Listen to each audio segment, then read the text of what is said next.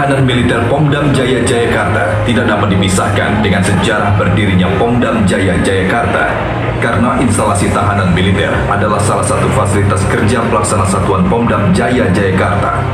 Pada tanggal 10 Desember 1949 telah dibentuk Detasemen Polisi Militer 4BS dengan memanfaatkan bangunan yang diserah terimakan dari KNIL kepada TNI yang hingga sekarang ini menjadi markas Pomdam Jaya Jayakarta.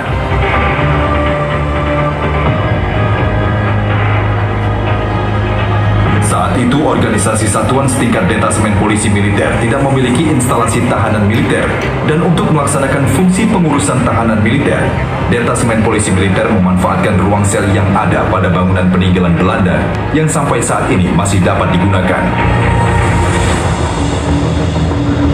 Dan di tahun 1951, Detasemen Polisi Militer 4BS dilikuidasi menjadi Detasemen Polisi Militer 36 di bawah organisasi Pomdam 3 Siliwangi. Pada tanggal 24 Desember 1960, secara resmi telah terbentuk Kodam 5 Jaya di wilayah Jakarta Raya. Sehingga untuk mendukung tugas Kodam 5 Jaya pada tahun 1962, Detasemen Polisi Militer 36 ditingkatkan menjadi Pomdam 5 Jaya. Untuk memenuhi sarana tugas dan fungsi pengurusan tahanan militer, bersamaan terbentuknya Pomdam 5 Jaya pada tahun 1962, telah dibangun secara bertahap instalasi tahanan militer Pomdam 5 Jaya yang terdiri dari dua bangunan, yaitu Barak Lama dan Barak Baru, yang menjadi cikal bakal instalasi tahanan militer Pomdam Jaya Jayakarta saat ini. Pada tanggal 15 Februari 1985, Pomdam Jaya dilikuidasi menjadi Pomdam Jaya Jayakarta, dan instalasi tahanan militer masih menggunakan bangunan yang lama. Pada tahun 2005, Barak Baru instalasi tahanan militer Pomdam Jaya Jayakarta telah direnovasi untuk kemudian diberi nama Wisma Sadar, sedangkan Barak Lama digunakan untuk kantor instalasi tahanan militer. Tepat tanggal 13 September 2012, TNI telah melakukan kerjasama dengan KPK dan Barak Lama telah direnovasi untuk digunakan sebagai tahanan KPK sampai sekarang. Saya merasakan betul bahwa instalasi tahanan Pomdam Jaya ini sangat terbatas dan juga tidak manusiawi. Pada tahun 2020, atas inisiasi dari Jenderal TNI Andika Perkasa, dilakukan perubahan terhadap instalasi tahanan militer di Pomdam Jaya secara total, baik dari fisik bangunan maupun dalam sistem keamanan, di mana instalasi tahanan militer di Pomdam Jaya memanfaatkan teknologi informasi yang canggih, sehingga hadirnya teknologi canggih tersebut akan menempatkan instalasi tahanan militer di Pomdam Jaya memiliki tingkat keamanan dengan kualifikasi super maksimum security. Yang saya katakan ini adalah instalasi tahanan terbaik yang ada di Indonesia, yang paling baik, yang paling modern, yang paling manusiawi, ya hebat ya.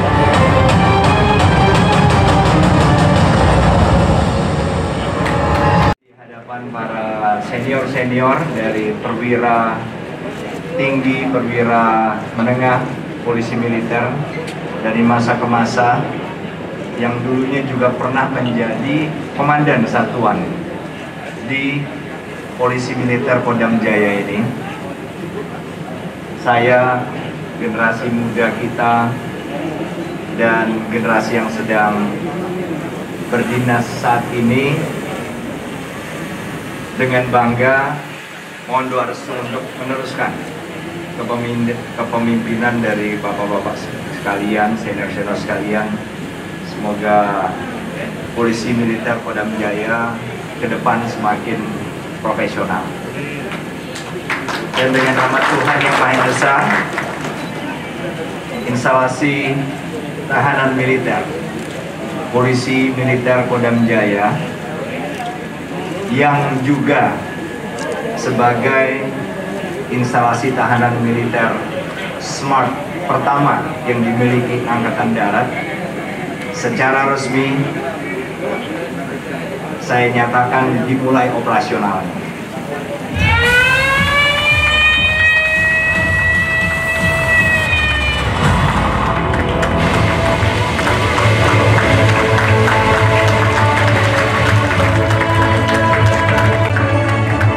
Dilanjutkan dengan penandatanganan prasasti oleh Kepala Staf Angkatan Darat.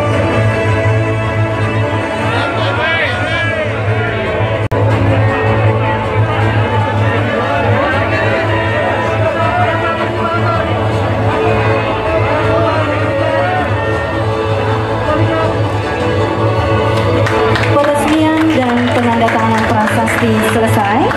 Kami ucapkan terima kasih. Kami silakan menuju meja display untuk melihat peragaan senjata.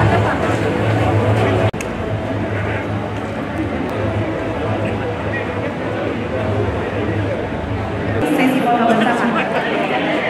Kami ulangi, mohon izin kepada rekan wartawan, dimohon untuk menjaga jarak agar tidak terlihat penuh.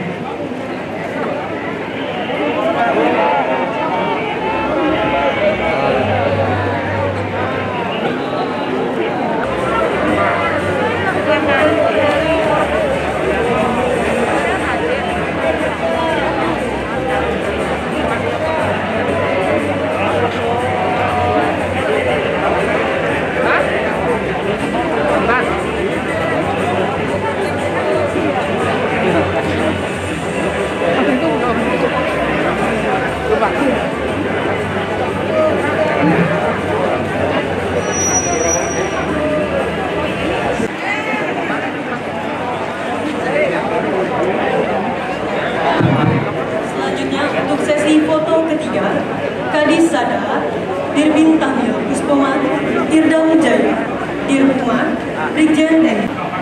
Hari ini merupakan kebanggaan kami. Karena apa? Karena untuk pertama kalinya TNI Angkatan Darat memiliki smart instalasi tahanan militer.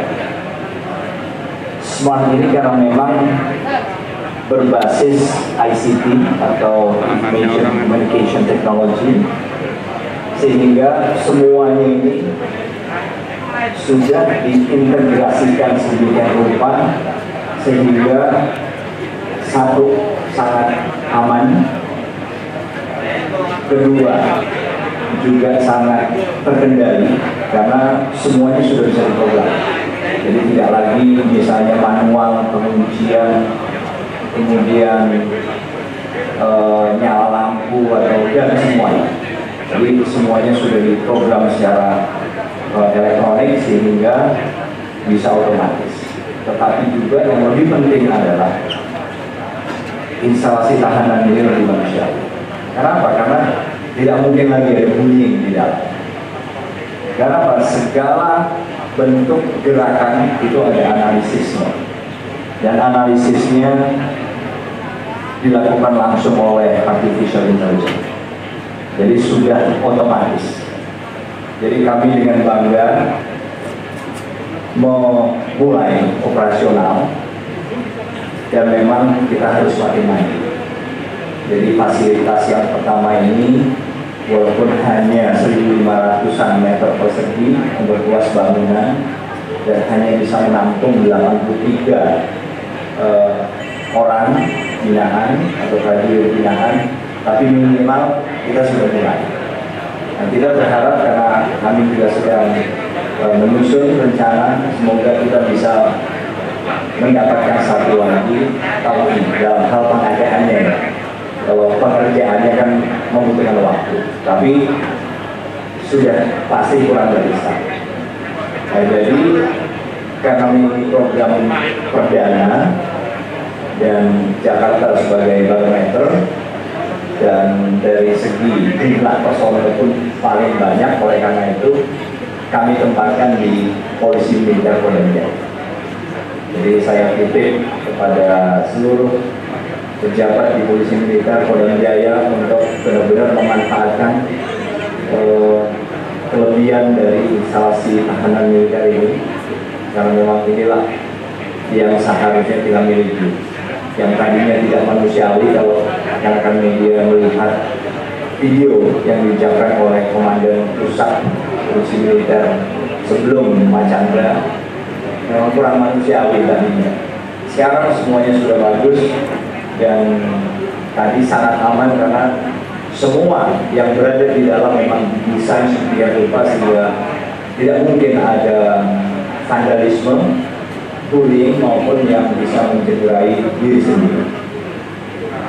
Jadi itu saja sebetulnya acara pagi ini, dan saya yakin begitu banyak pertanyaan ini dari rekan-rekan media dalam isu apa saja. Mohon mikrofon disiapin. Kita tahu KPK seringkali mengikutkan tahanan ini sendiri karena tahanan korupsi. Apakah itu jadi teknologi? Kemudian kalau akan ditambah, di mana akan ditambah dan berapa sebenarnya anggaran untuk membangun ini semua? Untuk isu lain, yang saya mohon terkait dengan MOU yang dilakukan TNI AD dengan Bepom kemarin, mungkin bisa dijelaskan lebih rinci apa saja, karena masih banyak yang bertanya-tanya apakah memang ini dihentikan klinisnya atau sebagainya gitu. Nah, yang ketiga soal isu ada prajurit TNI AD mantan sekarang kemudian bergabung dengan KKB di Papua, bagaimana kemudian TNI AD menyikapi itu. Terima kasih. Ya, terima kasih Mas Arul.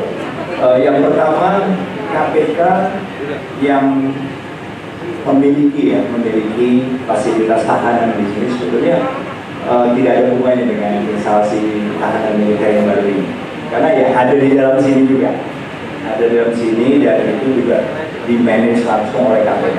Jadi sama sekali tidak ada hubungannya.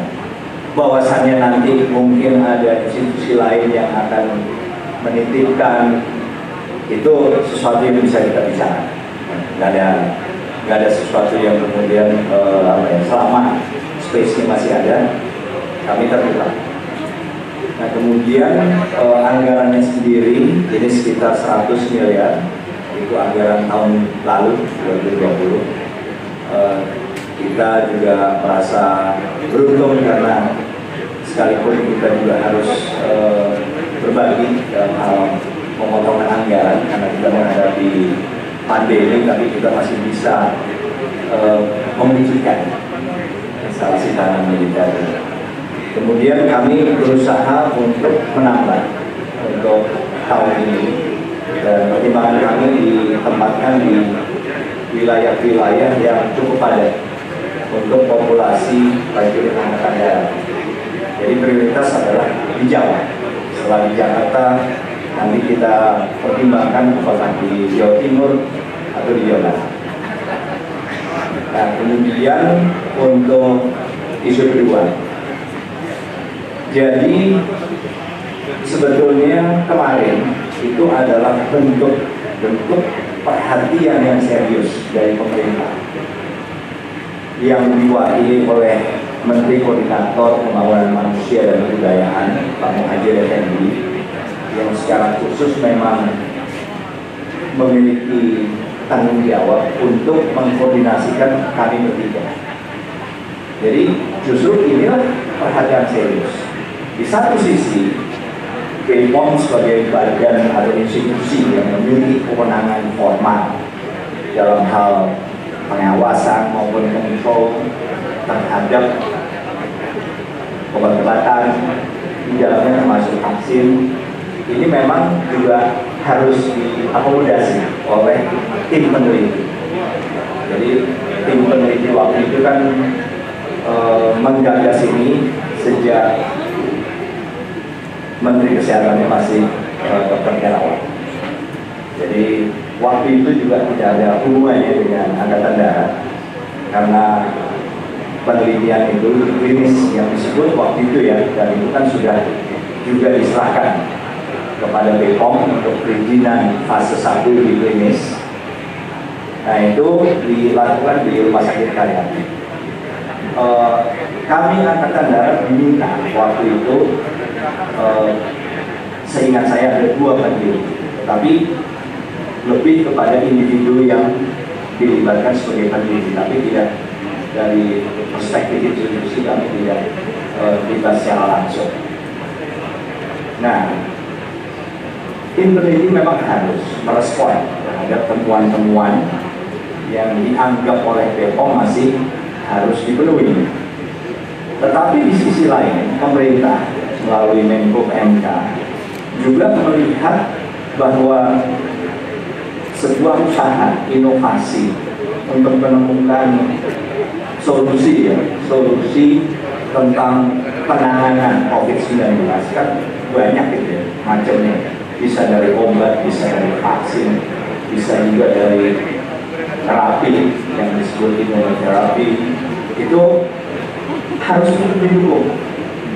Oleh karena itu, karena kebetulan RSPAD ini sudah mendapatkan penetapan sebenarnya dari Menteri Kesehatan pada tahun 2019.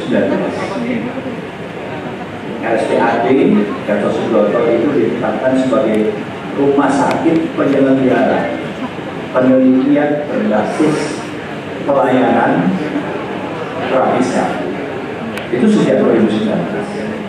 Nah, kebetulan kita juga diminta oleh tim peneliti yang waktu itu melakukan uji klinis fase 1 di Rumah Sakit Dr. Karyadi untuk dilakukan di RSPAD. Kami terbuka dan akhirnya kemarin kita menemukan jalan tengah sehingga inisiatif untuk menemukan satu metode untuk apakah pencegahan atau pengobatan terhadap COVID-19 tetap bisa dilanjutkan, tapi pada saat yang bersamaan juga pemerintah juga tetap bisa mendapatkan penelitian yang sangat accountable. Itulah kira-kira yang kami lakukan kemarin. Menteri Kesehatan, saya sendiri dengan Kepala BPOM dan disaksikan sendiri oleh Menko. Nah, terus prajurit, salah satu prajurit kita memang ini salah satu evaluasi. Prajurit kita ini masuk tahun 2015. Dia usia 24 tahun, 2024, lahir dan besar di Wamena dan ditempatkan setelah bertugas di salah satu batalion infanteri di Jawa Tengah. Nah, sebetulnya terdeteksinya pada bulan Februari yang lalu, di mana dia meninggalkan pos. Saat ini batalion itu sedang bertugas di Papua, bertugas operasi yang memang di manage langsung oleh Mabes TNI, oleh kawan-kawannya dan atasannya. Kemudian ditemukan pada bulan Februari yang lalu, tanggal 12-an kalau tidak salah, dia meninggalkan pos. Nah, senjatanya ditinggal, semua perlengkapan ditinggal kecuali ada yang dibawa. Yang dibawa ada 2 magasan. Magasan itu tempatnya rumahnya peluru yang dimasukkan ke dalam senjata. Senjatanya dia tinggal, tetapi 2 magasan dengan isi 70 butir munisi 5,5 mm itu yang dibawa. Sampai sekarang prosesnya masih terus kita tangani. Beberapa pasal sudah kita kenakan, termasuk THTI atau tidak hadir tanpa izin, yang setelah 30 hari kita sudah bisa memecat yang bersangkutan. Tetapi pencarian kepada yang bersangkutan terus dilakukan, baik secara fisik maupun elektronik. Dan saya dapat laporan keberadaan tetapi kan masih secara umum masih ada di Papua. Itu kira-kira satu ya. Monggo, tadi ada lagi mikrofon dikasih. Terima kasih Pak. Itulah yang kemudian tadi ada kata-kata vaksin ya. Jadi uji klinis adaptif fase 1 vaksin yang berasal dari sel dendritik dan seterusnya. Nah, inilah yang kemudian dinilai oleh BPOM mengandung beberapa kelemahan yang bersifat kritikal dan major. Dan ini yang harus direspon oleh peneliti. Oleh karena itu, pemerintah mencarikan solusi sehingga di sisi lain peneliti tetap harus sambil melengkapi tadi respon yang harus diberikan dan diserahkan kepada BPOM. Mereka bisa terus, tetapi dengan penelitian yang berbeda. Jadi sama sekali tidak melanjutkan. Jadi kalau melanjutkan kan mungkin apakah disebut fase 2 atau bahkan mungkin fase-fase yang selanjutnya. Jadi berbeda, nah, judulnya pun dipilih berbeda. Jadi penelitian kali ini adalah penelitian berbasis pelayanan yang menggunakan sel dendritik, jadi sama sel dendritik yang digunakan untuk meningkatkan imunitas terhadap SARS-CoV-2 atau COVID-19. Nah itu, jadi lebih sederhana sehingga tidak juga menghasilkan vaksin seperti yang dilakukan uji klinis fase 1 kemarin yang di Karyadi. Ini tidak ada hubungannya dengan vaksin, sehingga sedemikian rupa sehingga tidak perlu izin edar karena memang dilakukan menggunakan metode yang patologis dan tidak ada produksi massal sehingga tidak diperlukan izin. Jadi terus berbasis sel dendritik, kemudian menggunakan juga metode-metode yang bersifat imunoterapi, dan kebetulan RSPAD memang memiliki fasilitasnya itu. Jadi fasilitas yang dimiliki RSPAD